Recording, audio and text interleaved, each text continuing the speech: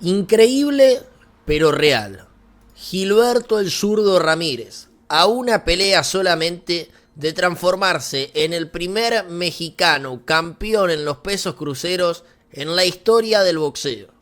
Antes de comenzar, te paso a decir que voy a estar respondiendo en mi próximo video las 5 mejores preguntas que dejen en los comentarios. Ahora sí, comencemos.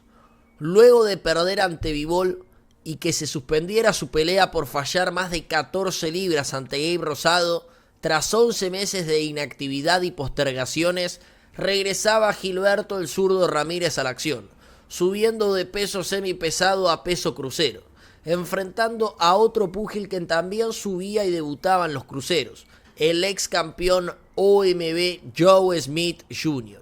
Y además, esta pelea entre Ramírez y Joe Smith Jr. era una eliminatoria directa de la Asociación Mundial de Boxeo. Inentendible eliminatoria directa AMB del peso crucero al título del campeón Goulamirian.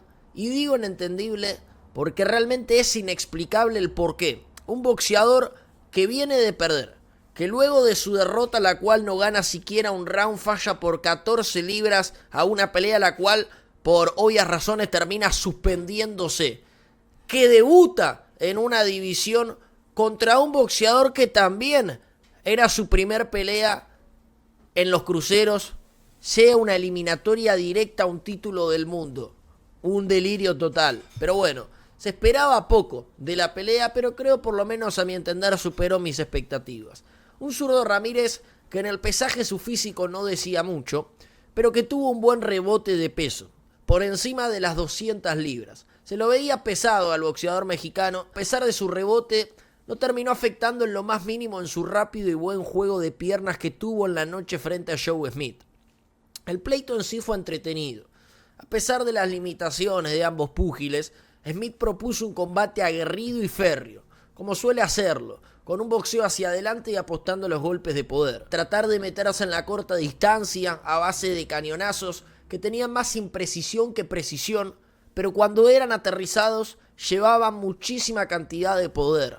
Del otro lado, un Zurdo Ramírez que trató de utilizar más su inteligencia que su corazón, plantado sobre la media y larga distancia, haciendo uso de su jab y doble jab de derecha para luego ir rematando con la izquierda recta, fusionada con un compulsivo golpeo al cuerpo que era ejecutado desde distintos ángulos de tiro que le dieron buen resultado a lo largo de toda la trifulca.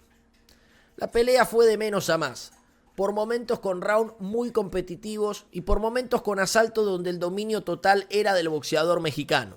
Sobre todo los asaltos de dominio para el zurdo estuvieron en el inicio de la pelea. Tanto Ramírez como Joe Smith Jr. encestaron buenas combinaciones sobre la humanidad contraria, pero ambos vinieron con una buena capacidad de asimilación. Una capacidad de asimilación que estaba puesta en duda, al menos en la previa, por lo tocado que podía venir mentalmente el Zurdo Ramírez y por lo tocado que podía venir físicamente Joe Smith Jr. Ramírez hizo una buena pelea en líneas generales, sufriendo lagunazos por momentos, y cuando digo lagunazos me refiero a que hubo asaltos muy buenos y de repente bajaba mucho la intensidad.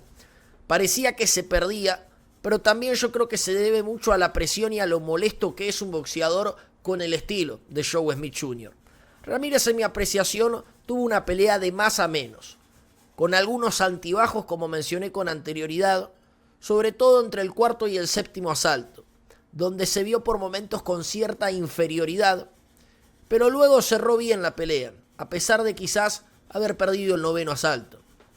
Smith hizo asaltos muy buenos, realmente, y de mucho roce. Es ahí donde estuvo la mayor tasa de competitividad de la pelea, pero realmente no podía mantener un ritmo promedio durante la pelea y creo que en mi considerar se despertó un poco tarde. Vi ganar 97-93 al zurdo de Mazatlán, Sinaloa, en un combate que no sé si se puede llegar a denominar redención para Ramírez, pero sí un buen regreso. Un zurdo que perdió asaltos y le entraron golpes, como a todo boxeador, pero creo que son más positivos los aspectos que negativos en este regreso de Zurdo Ramírez.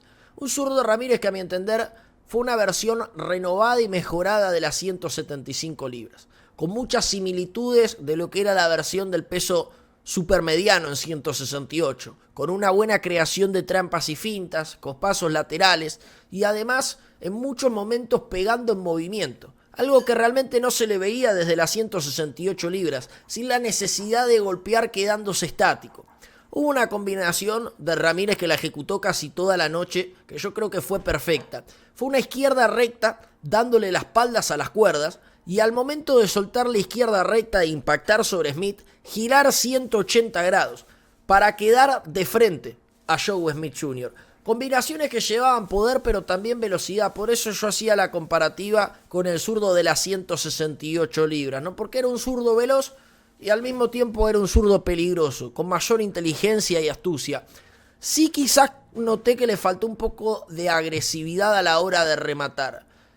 Observé también que disminuyó un poco la pegada, pero creo que todavía le puede faltar 1 o 2 peleas como para terminar sacando una conclusión de si realmente afecta negativamente la suba de división a la pegada del zurdo Ramírez o no. Claro que esta pelea no puede ser parámetro para sacar conclusiones exactas, porque había un Smith que no pertenecía a la división, que estaba debutando en peso crucero, aunque la pelea iba en catchweight, que venía de ser noqueado brutalmente con Artur Beterbiev, sufriendo una considerable acumulación de daño.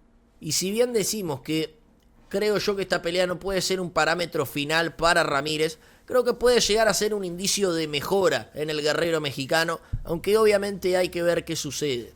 Zurdo terminó ganando 99-91 en las 3 tarjetas oficiales, aunque creo que fue algo desmedida el score final. Yo creo que no fue justo que solamente le hayan dado un asalto a Joe Smith Jr., aunque también acepto que el 99-91 no termina afectando en absoluto el resultado en sí de la pelea misma. Zurdo quedó a una pelea solamente de ser el primer mexicano campeón en los cruceros, y habrá que ver si el combate con Goulamirian sucede para principios o a mitad del 2024. De parte de la Asociación Mundial de Boxeo, no me sorprende en lo más mínimo esta eliminatoria inexplicable, ya que hay muchos antecedentes en el corto tiempo de este mismo organismo, de peleadores que han perdido sin hacer una buena pelea, que suben de división y se los rankea entre los primeros 5 sin siquiera tener una pelea en su nueva división.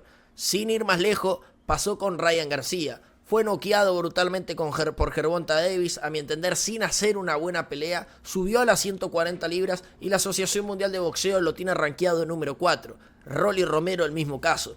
Perdió siendo noqueado por Gervonta Davis, estaba haciendo un buen combate, sin siquiera tener una pelea en las 140 libras, fue rankeado dentro de los primeros 7 y después por supuesto la oportunidad contra Barroso. Lo mismo para el zurdo Ramírez. Zurdo Ramírez pierde frente a Mibol, falla 14 libras contra Gabe Rosados y sin siquiera haber debutado contra Smith Jr. lo rankea número 7. Porque este combate era una eliminatoria, pero Zurdo Ramírez apareció en paracaídas dentro de los primeros 7 rankeados en el organismo sin siquiera una pelea. Pero bueno, una vez más el negocio derrota al deporte. Y no porque tenga nada en contra de Ramírez, pero sí me opongo totalmente a la falta de respeto a los otros boxeadores que hay en la división, que vienen picando piedra hace rato y que son despojados de su lugar solamente por el propio negocio. Pero bueno, ¿qué te pareció a ti la pelea del zurdo Ramírez? ¿Crees que puede ser campeón en la división del peso crucero? Si quieres que haga un análisis en profundidad de la pelea con Goulamirian, solo deja tu manito para arriba y escríbelo aquí en los comentarios. Recuerda que voy a estar respondiendo las mejores 5 preguntas que me hagan en el próximo video. Un abrazo enorme y nos vemos cuando la campana vuelva a sonar.